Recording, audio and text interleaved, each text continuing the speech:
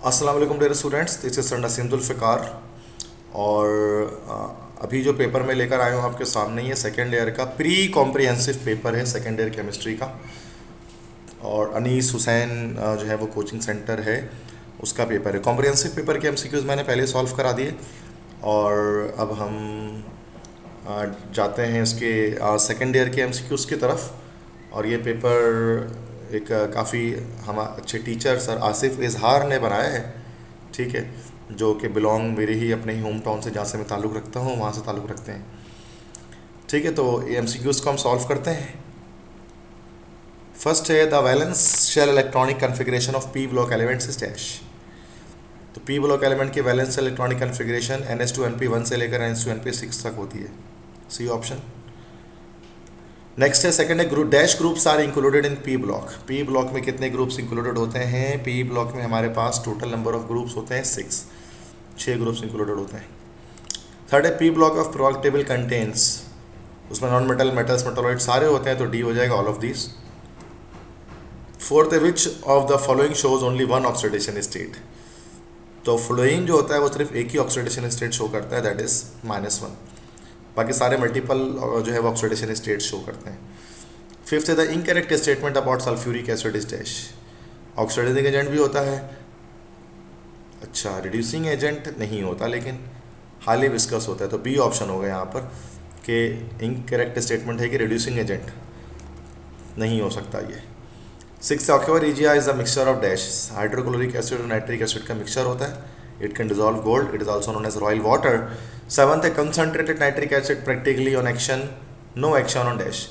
Concentrated nitric acid का aluminium पर कोई एक्शन नहीं होता because of oxide formation. Next है process of refining of aluminium is known as dash process. Refining का जो प्रोसेस होता है वो हुप्स प्रोसेस कहलाता है।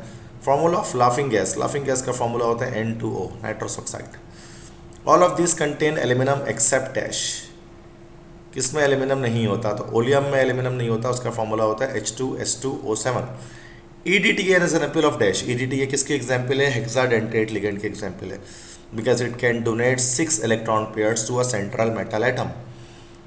नेक्स्ट है non stoichiometric compounds are known as dash. Non stoichiometric compounds को हम इंटरस्टिशियल कंपाउंड्स भी कहते हैं। Chrome yellow is dash. ये हमारे पास आ गया कहाँ से बच्चों? रिड्यूस सिलेबस के अंदर से। तो हमारा लेड पिगमेंट का टॉपिक आप जानते हैं, रिड्यूस हो गया है।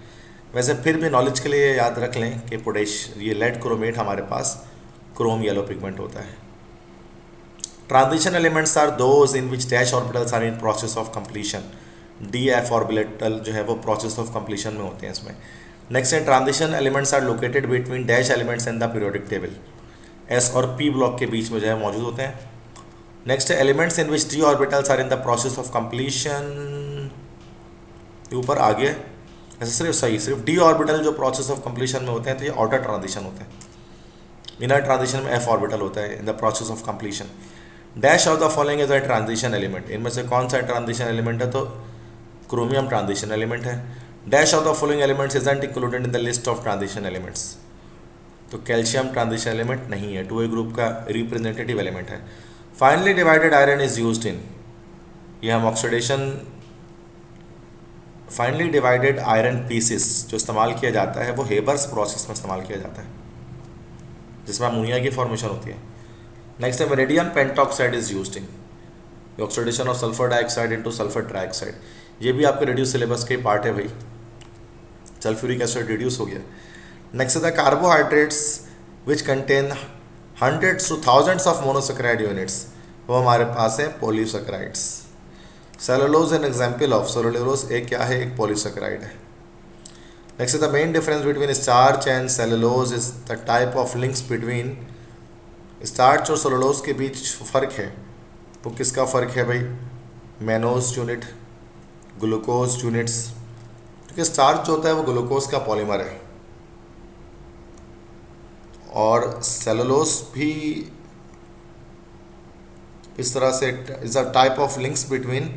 वैसे ग्लूकोज यूनिट से ही जस्ट स्टार्च और सेलुलोज दोनों ही ग्लूकोज से मिलकर बनते हैं, लेकिन उनमें जो लिंक्स होती है ना, लिंक्स का फ़र्क होता है, बॉन्डिंग का फ़र्क होता है।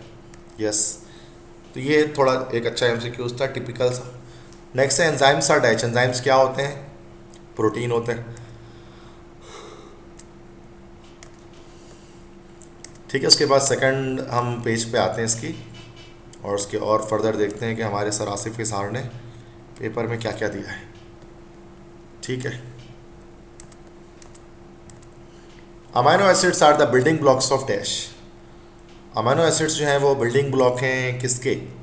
प्रोटीन्स के, जो कि प्रोटीन्स पोलीमराइज होकर ही अमाइनो एसिड की फॉर्मेशन करते हैं। 26 in living systems enzymes catalyse reaction से डैश। लिविंग सिस्टम्स के अंदर एंजाइम रिएक्शन को कैटालाइज करते हैं 37 डिग्री सेंटीग्रेड पर, जो इसका ऑप्टिमम टेम्परेचर है। 27 है the substance upon which an enzyme acts is known as substrate कहा जाता है उसे। 28 enzymes are most commonly named by adding the suffix to the root of the name of the substrate, तो suffix उसमें ase लगाते हैं। यूरीज act upon, urease किस पे एक्ट करेगा? यूरिया पे करेगा, जो कि प्रीफिक्स जो होता है वो सबस्ट्रेट पर आता है। 30 डैश एन एंजाइम, कौन सा एंजाइम है? तो सक्रेस एक एंजाइम है, क्योंकि एज जो लास्ट में आता है वो आपको एंजाइम शो कर रहा होता है।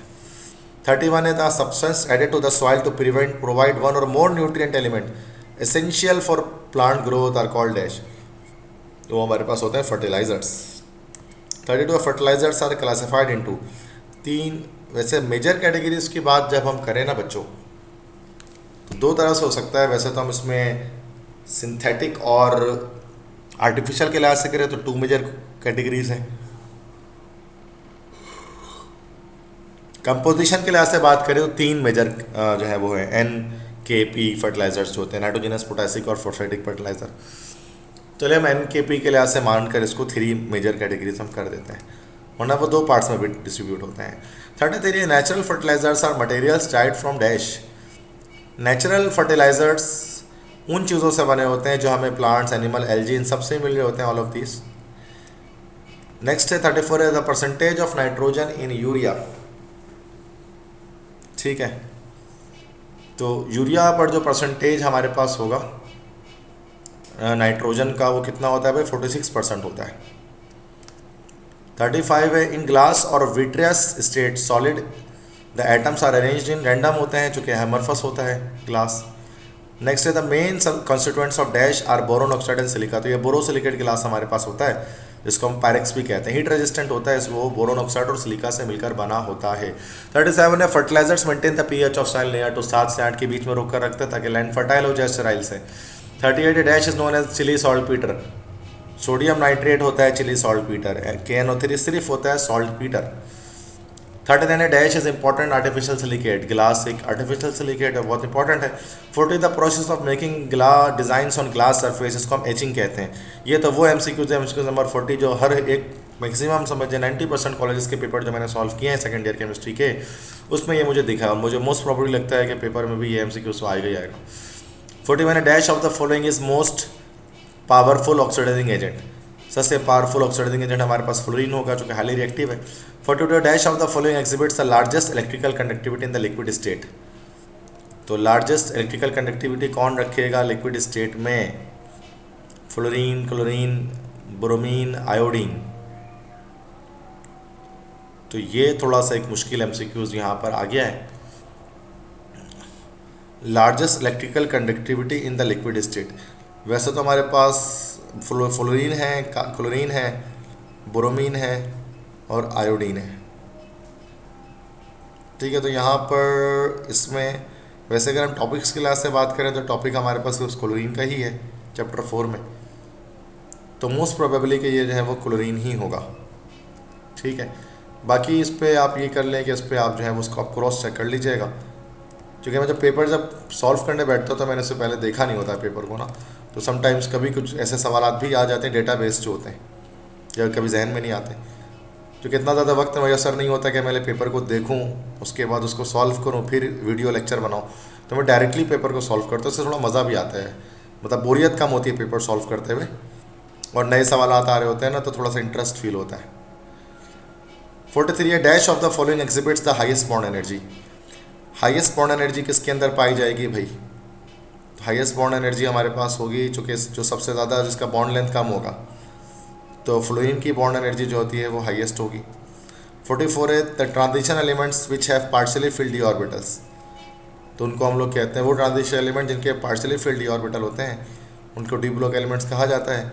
45 oxidation number of Cr in complex this, तो -2 यहाँ हो गया और 0 हो गया, +2 निकल जाएगा इसका, ठीक है। 46 है D block elements generally form dash. D block elements generally interstitial hydrides की फॉर्मेशन करते हैं। 47 है transition elements form complexes very rapidly because of dash. Transition element बहुत तेज़ी के साथ कॉम्प्लेक्सेस की फॉर्मेशन कर लेते हैं, किस वजह से? चूँकि उनके पास वैकेंट टी ऑर्बिटल होता है, दैट्स वाई। 48 है transition elements are often paramagnetic. जो कि अनपेड इलेक्ट्रॉन उसके पास होते हैं, दैट्स वाई पैरामैग्नेटिक होता है।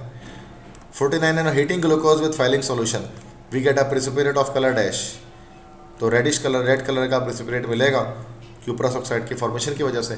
50 amino acids are the building blocks of B proteins. 51 MCQs है proline amino acid F group and COOH group attach to the same carbon atom.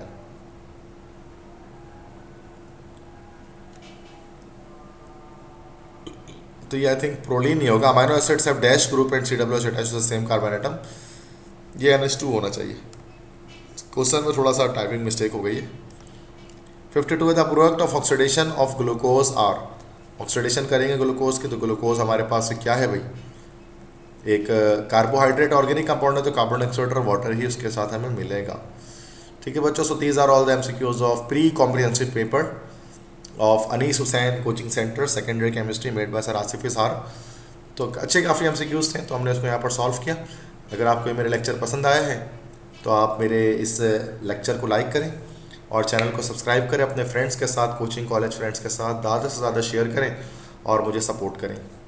तो इंशाल्लाह बहुत जल्द नए पेपर के साथ हाजिर होऊंगा, उसके सॉल्यूशन के साथ। तब तक के लिए अपना ख्याल रखिएगा आप सब, और अल्लाह करे कि आप सबके जो केमिस्ट्री के MCQs हैं तो 43 में से 43 उसमें लाजमी आए, ताकि जो मेहनत मैं यहाँ पर आपको कर रहा हूँ वो मेहनत आपके लिए फ़ायदेमंद साबित हो, ठीक है। तो अपना ख्याल रखिएगा, जल्द मिलते हैं दोबारा। अल्लाह हाफिज़।